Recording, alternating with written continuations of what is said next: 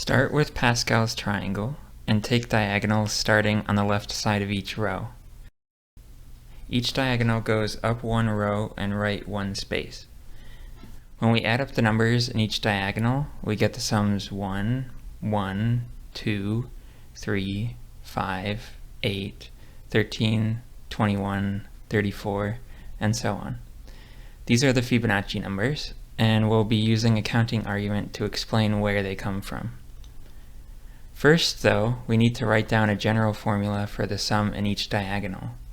If we start in the nth row, the first number is n choose 0, then the next number is n minus 1 choose 1, then n minus 2 choose 2, and so on.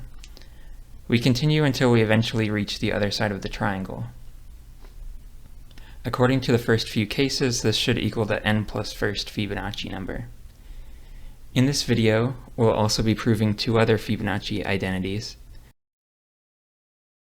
The second is that fm plus fm plus 1 times fn plus 1 equals fm plus n plus 1 for any non-negative integers m and n. The last identity is more complicated. It says that if we take n plus 1 times n choose 0 plus n times n minus 1 choose 1 plus n minus 1 times n minus 2 choose 2, and so on, we end up with a sum of Fibonacci numbers taken two at a time, f1 times fn plus 1 plus f2 fn plus f3 fn minus 1, and so on, up to fn plus 1 f1. For example, with n equals 8, we get this sum of combinations,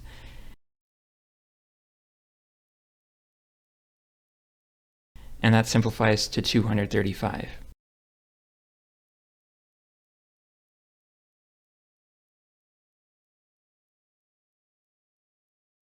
On the other side, we get a sum of products of Fibonacci numbers where the indices add up to 10, and we again get 235.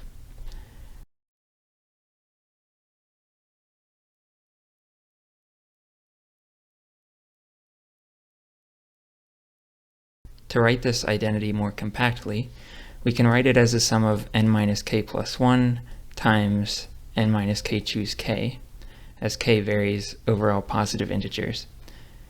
Technically, we should stop the sum when k is n over 2, or else the bottom number in the combination is larger than the top number, but that's implicit in the notation. On the right side of the equation, we have the sum of fk times fn plus 2 minus k, so that we get all pairs of Fibonacci numbers with indices adding up to n plus 2. The way we'll be proving these identities is by counting ways of covering a rectangle with tiles. We'll be using 1 by 1 squares, colored red, and 1 by 2 rectangles, colored blue, to cover a 1 by n rectangle. As we'll see, these tilings are closely related to Fibonacci numbers.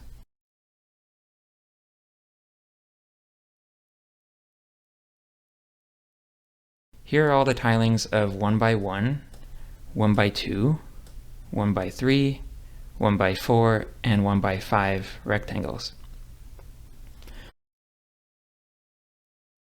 There are 1, 2, 3, 5, and 8 tilings, respectively, and again we see the Fibonacci numbers appearing. So we might guess that the number of ways to tile a 1 by n rectangle is the n plus first Fibonacci number. We'll call this sequence of numbers an, and we're going to prove by induction that an is fn plus 1. We've already established that this holds for the first few values, so it's enough to check that each term is the sum of the previous two. Then induction shows that they're equal to the Fibonacci numbers for all n.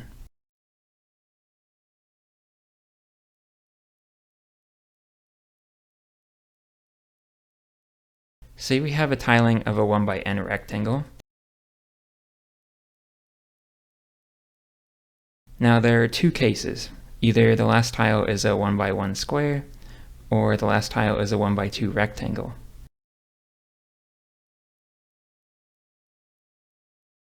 If the last tile is a square, then the number of ways to cover the rest of the rectangle is an minus 1. If the last tile is a rectangle, then the number of ways to cover the rest is an minus 2. When we combine these, we find that an equals an minus 1 plus an minus 2. So by induction, an is indeed the n plus first Fibonacci number. Now that we've established that there are fn plus 1 ways to tile a 1 by n rectangle, we can use this fact to prove some identities. We'll start with the first one, which came from diagonals of Pascal's triangle. To get a better idea of where the combinations are coming from, let's take the particular case n equals 5.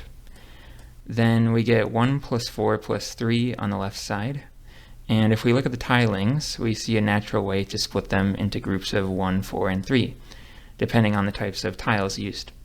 There is one way to use no 1 by 2 tiles, 4 ways to use 1 by 2, and 3 ways to use 2 1 by 2s. This generalizes to arbitrary n as well. There's always one way to use only 1 by 1 tiles, and that's the same as n choose 0. If we use a single 1 by 2 tile, then that leaves n minus 2 squares to use.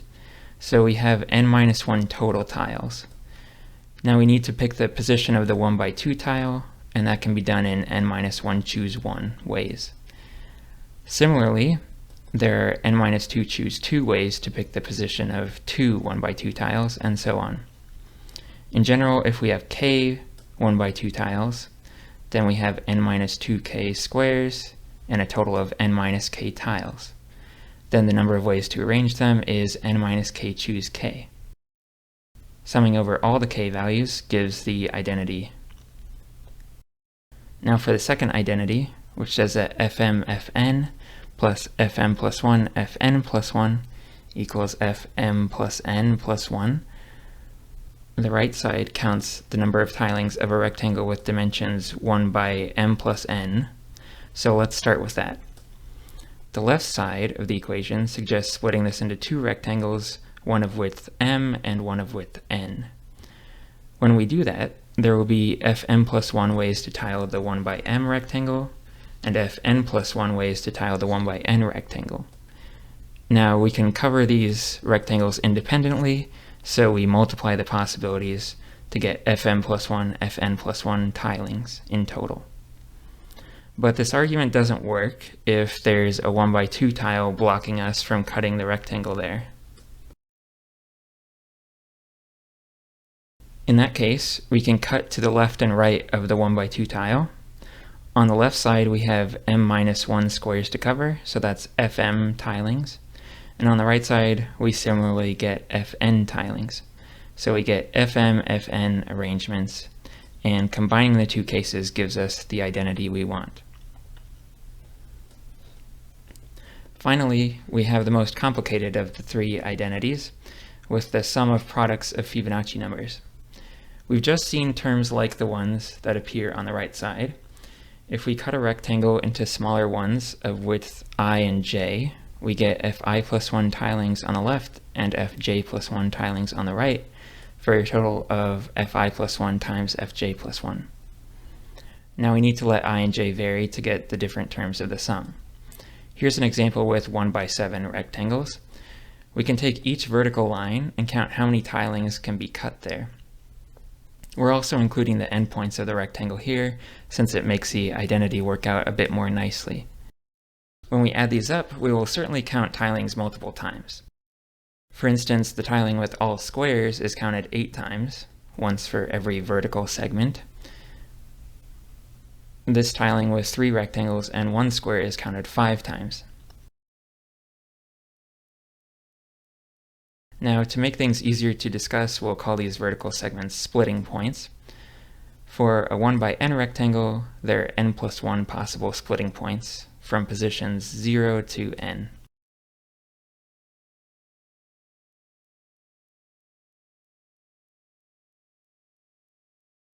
When we add up f1, fn plus 1, f2, fn, and so on, that will count the total number of splitting points over all possible tilings.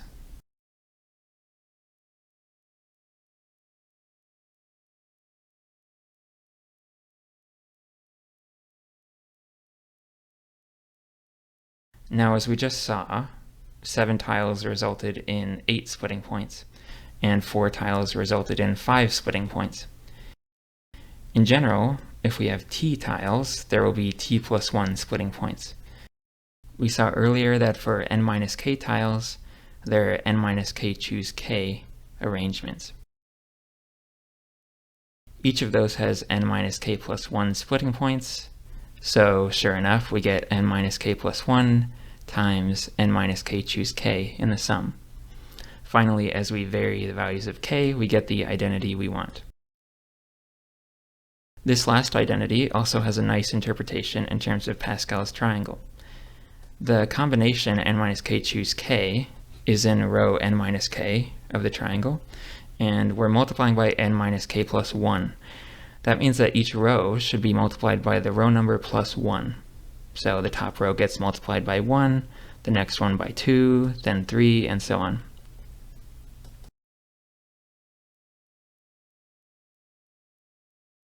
Then as before, we take these diagonals, and adding up the entries along each diagonal gives us the sums of pairs of Fibonacci numbers.